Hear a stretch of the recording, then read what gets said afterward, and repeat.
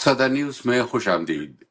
मैं हूं आपका मेजबान कमर अब्बास जाफरी, वॉशिंगटन से। तो साहब, सबसे पहले कुछ अहम खबरें। अमेरिका ने रूस की तेल की सनत के ऊपर गैर मामूली पाबंदियां आयद कर दी हैं, जिसका मकसद उस आमदनी को कम करना है जो वो यूक्रेन की जंग के लिए हासिल कर रहा है उस सनत से। बरतानिया ने भी उसका साथ दिया है और उसकी 2 कंपनियों पर ताज़ीरात आयद कर दी हैं। इसराइली जेट तैयारों ने यमन की 2 बंदरगाहों और एक बिजली घर पर हमला किया है, जिन्हें हूसी बागी इस्तेमाल करते हैं। पाकिस्तान में और अफगानिस्तान में सूरत हाल फिलहाल तो खामोशी की जानिब माइल है, लेकिन ऐसा लगता है कि बेचैनी दोनों जानिब पाई जाती है। झड़पें हो चुकी हैं और डिप्लोमेटिक सतह के ऊपर भी कुछ बहुत ज्यादा हम आहंगी नहीं पाई जाती है। क्या सूरत हाल बनेगी, इस बारे में हम गुफ्तगू करेंगे। इस वक्त हमारे साथ टेलीफोन लाइन पर मौजूद हैं अफगान उमूर के एक माहिर जनाब जहांगीर खटक साहब, जिनका ताल्लुक यहाँ न्यूयॉर्क की सिटी यूनिवर्सिटी से है। जी खटक साहब, ये फरमाइए, ये जो पाकिस्तान और अफगानिस्तान के दरमियान झड़पें हो चुकी हैं और जो इस वक्त तो बहुत ज्यादा इश्तियाल पाया जाता है दोनों जानिब, ये सूरत हाल किस जानिब जा रही है, क्या होने लगा है? शुक्रिया जाफरी साहब। देखिए, पाकिस्तान और अफगानिस्तान के दरमियान जो ताल्लुक इस वक्त जहाँ खड़ा है, मेरा ख्याल है ये बहुत ज़्यादा ख़तरनाक सूरत हाल है।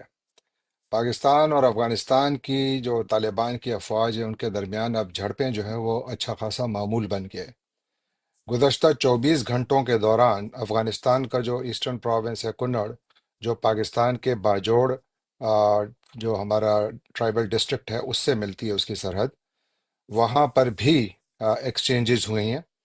अफगानिस्तान ने पाकिस्तान पर इल्ज़ाम लगाया है कि पाकिस्तानी अफवाज ने कोई 50 रॉकेट्स फेंके हैं उनकी तरफ, जबकि पाकिस्तान की जानिब भी अफगानिस्तान से गोलाबारी हुई है। बल्कि कुछ खबरें तो ये भी हैं कि शायद पाकिस्तान ने कुछ जगहों पर अपने हेलीकॉप्टर्स को भी इस्तेमाल किया। क्या ये गनशिप हेलीकॉप्टर्स थे? We don't know. लेकिन चूंकि पाकिस्तान की तरफ से बाकायदा कोई ऐलान नहीं हो रहा, और चूंकि पाकिस्तान में आज़ाद मीडिया जो है वो इस वक्त आजकल थोड़ा पर्दे में है, तो इसलिए आपको मालूमात नहीं मिलती हैं कि एग्जैक्टली हो क्या रहा है। अब जो मालूमात मैं इकट्ठी कर रहा हूँ, तो मेरे लिए सोर्स जो है वो या सोशल मीडिया होगा, या मेरे दोस्त होंगे उस रीजन में, या फिर मेरे जो सोर्सेज है वो होंगे, या फिर अफगान मीडिया होगा, या फिर इंटरनेशनल मीडिया होगा। जहां भी ये खबरें आएँ हम उनको चेस करेंगे, उनसे मालूमात हासिल करेंगे। अब तक जितनी खबरें आई हैं उसमें जी। सिर्फ और सिर्फ ताकत का इस्तेमाल हो रहा है।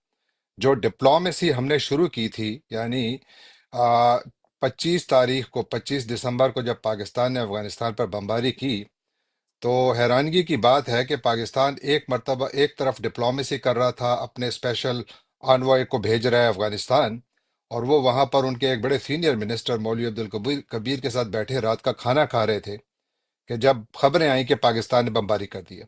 और वो बैठे किस लिए थे? वो बैठे इसलिए थे कि वो पाकिस्तान के foreign minister come deputy prime minister come what ever you may call him, जनाब इसहाक डार साहब, उनके जी। विजिट के लिए वो राह हमवार कर रहे थे।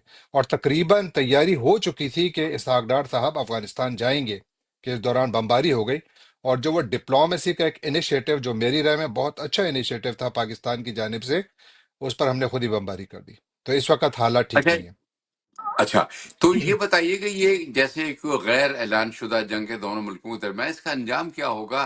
पाकिस्तान को तो बड़ा कॉन्फिडेंस था तालिबान के ऊपर, और वो स्ट्रेटेजिक डेप्थ की बात करते थे अफगानिस्तान के बरसे इक़्तिदार आने के बाद तालिबान के। तो अब क्या सूरत हाल होगी? क्या ये अब वो एक मुस्तकिल तनाजा रहेगा, मुस्तकिल टेंशन रहेगा दोनों मुल्कों के दरमियान? फिलहाल तो कुछ यूं ही महसूस होता है। उसकी वजह यह है कि पाकिस्तान के पास तो मुझे कोई स्ट्रेटेजी नजर नहीं आ रही है।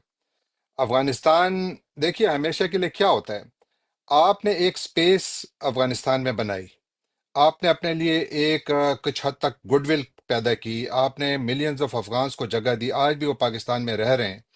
आपने इतनी बड़ी कुर्बानी दी, आपने जो हक्कानी नेटवर्क है उसको आपने अपनी ज़मीन पर जगह दी, उनको आपने पैसा दिया। हक्कानी नेटवर्क इस वक्त अफगानिस्तान में दो कुव्वतें हुकूमत में हैं, ایک وہ جو کندہاری گروپ ہے اور دوسرا وہ جو حقانی نیٹ ورک ہے، جس کی سربراہی جو افغانستان کے اس وقت انٹیریئر منسٹر ہیں سراج الدین حقانی وہ کرتے ہیں۔ تو ان کے درمیان جو چپکلش تھی وہ تھوڑی بہت تو ہے۔ پاکستان نے اپنے سارے انڈے رکھے ہوئے تھے حقانی نیٹ ورک کے پاس، اور جو پاکستانی طالبان ہیں جن کے بارے میں پاکستان بار بار یہ کمپلین کر رہا ہے کہ آپ لوگ ان کو پناہ دے رہے ہیں، اور پاکستان کی کمپلین بالکل جائز ہے، ان کو جو ہے پناہ کس نے دی ہوئی ہے؟ حقانی نیٹ ورک ہی نے دی ہوئی ہے۔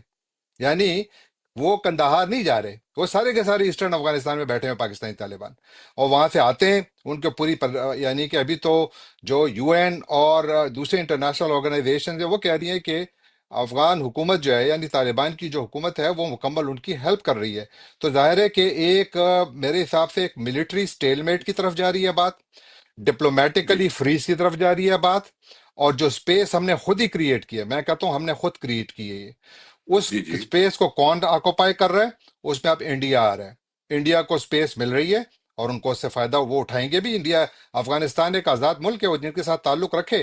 اب ہمارے پیٹ میں یہ درد ہو رہا ہے کہ جی انڈیا وہاں پر کیوں آ رہا ہے؟ ارے بھائی آپ ہی تو وہاں سے بھاگیں، آپ کو کس نے کہا تھا کہ آپ بمباری کریں؟ اور آپ اسپیس آپ دے رہے ہیں اگر ان آپ کو۔ کے پاس کوئی ڈپلومیٹک سولوشن نہیں ہے اس کا، ہو سکتا ہے بہت سارے راستے ہیں، بات چیت تو کریں نا۔ تو وہ پروسیس آپ مجھے بتائیے، اس وقت پاکستان جی کا فورن سیکرٹری کون ہے؟ آپ کو نام پتہ ہے جعفری صاحب ان کا؟ نہیں، آپ بالکل ٹھیک کہہ رہے ہیں۔ اچھا، اس میں ایک بات اور یہ بھی ہے کہ طالبان نے جو ایک انٹرنیشنل کمٹمنٹ کیا تھا کہ ان کی سرزمین سے دہشت گردی نہیں ہوگی، اس میں تو وہ بنیادی طور پر ناکام ہو گئے، اس لیے کہ ان کی سرزمین سے پاکستان پر مسلسل دہشت گردی ہو رہی ہے، اور وہ ان دہشت گردوں کے خلاف کوئی کارروائی کرنے میں ناکام رہے ہیں۔ بالکل ٹھیک بات ہے، بالکل ٹھیک بات ہے، یہ ان کی ناکامی بھی ہے۔ میں آپ کو کہہ رہا ہوں کہ دیکھیے پاکستان جو گلہ کر رہے ہیں وہ بالکل جائز ہے، میں اسے یہ نہیں کہہ رہا ہوں، میں یہ کہہ رہا ہوں کہ اس گلے کا حل جو ہے وہ سیاسی ہے، فوجی نہیں ہے۔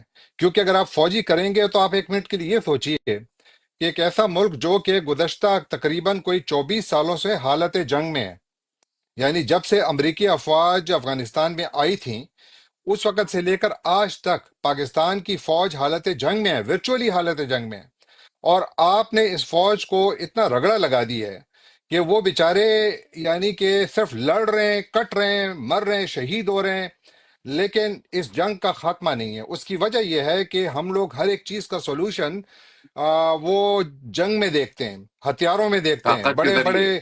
مست طاقت کے ذریعے دیکھتے ہیں، اور چاہے وہ جی جی، پولیٹیکل ڈسینٹ ہو یا کوئی بھی ڈسینٹ ہو، اگر کوئی گلہ بھی کرے یہ تو کہتا ہے سرحدی تمہاری تنازعات جرت ہوں۔ کیسے ہوئی؟ جی جی ہاں، سرحدی تنازعات ہوں، آپ انڈیا کے ساتھ تو بیٹھ کر بات کرنے کے لیے آپ کے پیٹ میں درد ہے کہ وہ آپ کو صرف اتنا کہہ دیں کہ جی آ جائیں، تو آپ دم دباتے ہوئے بھاگیں گے ان کے پیچھے۔ لیکن جب آپ کو افغانستان کہہ رہا ہے کہ آپ ہمارے ساتھ آئیں بیٹھیں، میں یہاں پر طالبان کو ڈیفینڈ نہیں کر رہا ہوں، میں کہتا ہوں بالکل غلط ہیں، ان کا وہ بالکل انٹرنیشنل کمٹمنٹ سے بھی پیچھے ہٹ رہے ہیں۔ لیکن کیا پاکستان کے پاس یہی پولیٹیکل چوائسز ہیں؟ کیا پاکستان کے پاس یہی ڈپلومیٹک چوائسز ہیں؟ کیا پاکستان نے، یعنی آپ دیکھیے کہ پاکستان کی پالیسی جو ہے وہ اتنی زیادہ کیاوٹک ہے افغانستان کے حوالے سے کہ تھوڑا سا بھی وہاں سے ایک بیان آتا ہے تو نزلہ بارڈر پہ گزرتے لگتا ہے۔ یعنی وہ جو کاروباری لوگ ہیں جو پاکستان کے راستے سامان اپنا کاروبار کرتے ہیں، ان کے ٹرک رک جاتے ہیں، ہزاروں ٹرک وہاں پہ کھڑے رہتے ہیں، سامان خراب ہو رہا اور ہوتا ہے۔ بڑا مالی تو نقصان جو ہوتا ہے۔ لوگوں کی جی، سطح پر، جی لوگوں کی سطح پر جو غصہ ہے وہ بڑھ رہا ہے، جبکہ اس کی جگہ پر آپ دیکھیے بہت۔ ایران کو، ایران جو ہے، ایران بھی اس وقت افغانستان کی سرحد پر وہ باقاعدہ دیوار بنا رہے ہیں کیونکہ انلیگل ریفیوجیز ادھر بھی جا رہے ہیں۔ تو انہوں نے کیا کیا کہ انہوں نے دیوار بنائی، اور بڑی یعنی سالڈ دیوار بنائی، کوئی 75 کلومیٹر وہ بنا چکے ہیں، وہ وہاں پر اس کو مینج کر رہے ہیں۔ ان کا سب سے زیادہ، یعنی میری رائے میں ایران کا پاکستان سے زیادہ خطرناک تنازع ہے افغانستان کے ساتھ۔ کس بات پر؟ پانی پر۔ کون سے پانی پر؟ ہلمند ریور پر۔ کون سا ہلمند ریور؟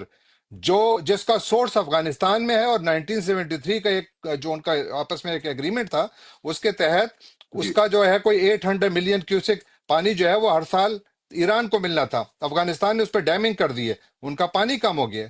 وہاں پر وہ کتنی جھڑپیں بھی ہو چکی ہے، لیکن ایران اس کو مینج کر رہا ہے۔ ہم کیوں نہیں مینج کر پائے؟ اور ہم اپنی سرحدوں کو کیوں محفوظ نہ کر پائے؟ 500 تقریباً 500 ارب روپے سے زیادہ کی ہم نے پیسے لگائے اس بارڈر کی، جو تاریں لگائیں، جو ہم نے فینسنگ کی، اس کے بعد ہمیں بتایا گیا تھا کہ یہ بارڈر محفوظ ہو جائے گی۔ کیسے یہ ممکن ہے کہ ہمارے خود ڈپٹی پرائم منسٹر صاحب کہتے ہیں کہ جی وہ ڈیل کے تحت 40,000 افراد آئے تھے، جبکہ یو این کہتی ہے کہ دہشت گردوں کی تعداد جو ہے 6-7 ہزار ہے۔ آپ کہہ رہے ہیں 40,000 اگر پاکستان میں آ گئے تو پھر آپ کس بات کا گلہ کریں، وہ باقی دہشت گرد کہاں سے آئے؟ تو اس لیے ایک بہت زیادہ کیوٹک پالیسی ہے پاکستان کی، ان کو سمجھ نہیں آ رہی ہے، تھوڑی سی بلکہ بات آتی ہے پاکستان کی جو لوگوں کو پکڑ خارجہ لیتے ہیں۔ پالیسی ہے مجموعی طور پر پاکستان ایک بڑی ناکام سی خارجہ پالیسی رن کر رہا ہے، ایک افغانستان ہی نہیں، میرے خیال میں ہر ملک کے ساتھ یہی صورتحال ہے۔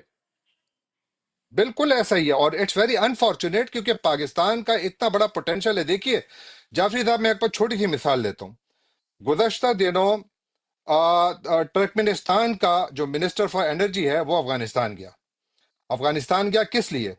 وہ گیا وہاں پر جو ٹاپی کی گیس پائپ لائن ہے، یعنی ترکمنستان، افغانستان، پاکستان اینڈ انڈیا، یہ نام ٹاپی اسی سے بنا ہے۔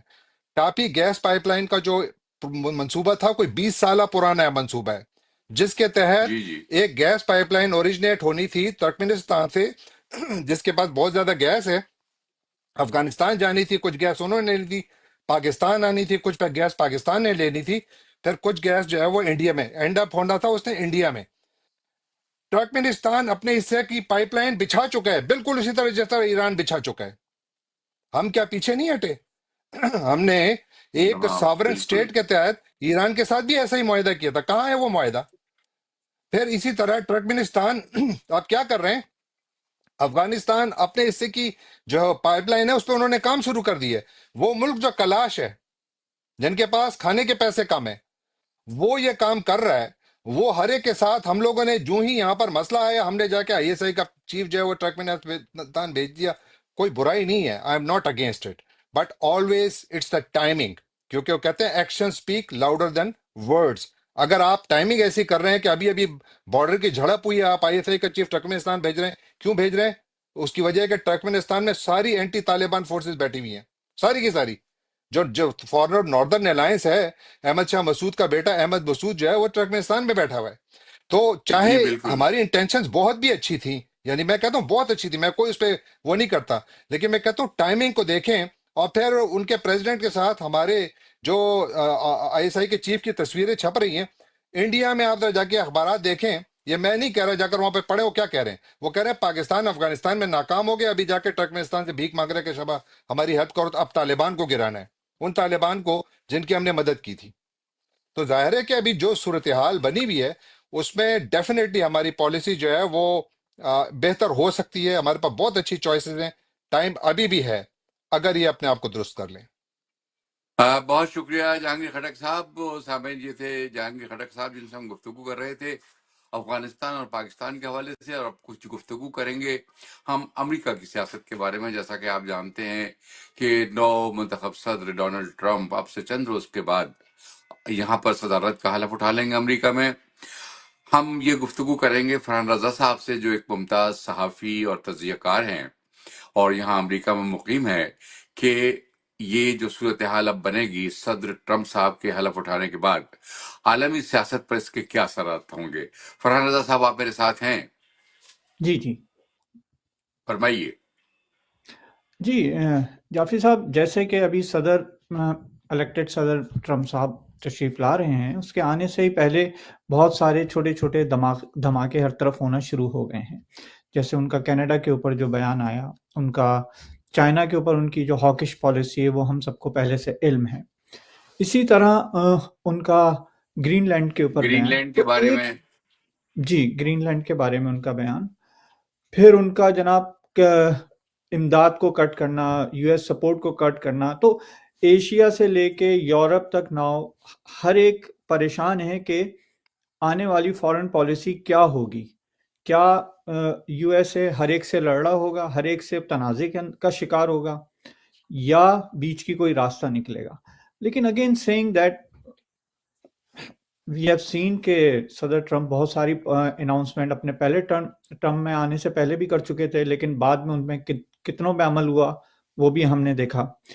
تو اس وقت جو صورتحال انٹرنیشنل ہے وہ بہت کشیدہ ہے ان مینی فرنٹس۔ اس کے جو اپنے الائز ہیں وہ پریشان ہیں کہ کیا ہوگا کوریا کے۔ آپ جتنا بھی انٹرنیشنل میڈیا بھی دیکھیں، ان کی ٹرمپ صاحب کی جتنی اناؤنسمنٹس آتی رہی ہیں، جتنے ان کے بیانات آتے رہے ہیں، اس میں دیکھیں تو ایشیا بھی پریشان ہے، تائیوان پریشان ہے، ساؤتھ کوریا پریشان ہے، چائنا اور ان کو تو چھوڑ دیں، وہ تو ظاہر ہے ان کی پالیسی ان کے اوپر کلیئر ہے، لیکن تائیوان، ساؤتھ کوریا سے لے کر اب آپ گرین لینڈ کے ساتھ آپ یورپ چلے جائیے، وہاں پریشانی ہے، اور برابر میں کینیڈا سے تنازع انہوں نے سٹارٹ اچھا کیا ہے۔ اچھا، فرحان رضا صاحب یہ بتائیے کہ مشرق وسطیٰ کے حوالے سے آپ کیا سمجھتے ہیں کہ پالیسی میں کوئی چینج آئے گا یا یہی پالیسی کنٹینیو کرے گی؟ دیکھیے ابھی تک جو ان کا اسٹیٹمنٹ ہے، کیونکہ ہم ان کے بیانات کے تناظر میں ہی دیکھ سکتے ہیں کہ وہ کیا کہنا چاہتے، وہ جی کیا بالکل۔ ممکن ہے، لیکن کیا یہ جو بیانات ہیں یہ پالیسی کی شکل اختیار کریں گے نہیں کریں گے، اس کا اندازہ آنے والے کچھ وقت میں میرے خیال سے ود ان منتھ ہم سب کو ہو جائے گا۔ ابھی تک ان کی پالیسی اچھا مشرق وسطیٰ میں بہت کلیئر ہے، ہاکش ہے، کہ آپ سارے ہاسٹیجز کو چھوڑیں ورنہ بہت برا انجام ہوگا۔ ایک دھمکی دینے کا اور ایک دھمکی آمیز ان کا رویہ ہے۔ اب مڈل ایسٹ اتنا کمپلیکیٹڈ ایشو ہے، اس وقت صورتحال اتنی کمپلیکیٹڈ ہے کہ دھمکی سے معاملات لگتا نہیں ہے کہ کوئی بھی سالو کر سکیں گے۔ صدر ٹرمپ جو اچھا، اس میں سیز دو فائر کی ایشوز جو اور رنگ ہیں، کر رہے ہیں ان ایک تو ہاسٹیجز، جی فرحان رضا صاحب اس میں دو ایشوز اور ہیں، ایک تو یہ بتائیے کہ آپ کیا سمجھتے ہیں کہ نیٹو کا اب مستقبل کیا ہوگا؟ دیکھیے نیٹو کے مستقبل پہ جب لاسٹ ٹائم بھی ٹرمپ ایز اے پریزیڈنٹ تھے تو انہوں نے ان کی امداد ختم کرنا، اس سے نکلنا، یہ ساری باتیں کر چکے تھے۔ پھر یوکرین پہ ان کا پرسپیکٹو بالکل کلیئر ہے، وہ چاہتے نہیں ہیں کہ یو ایس یوکرین وار کے اندر انوالو ہو۔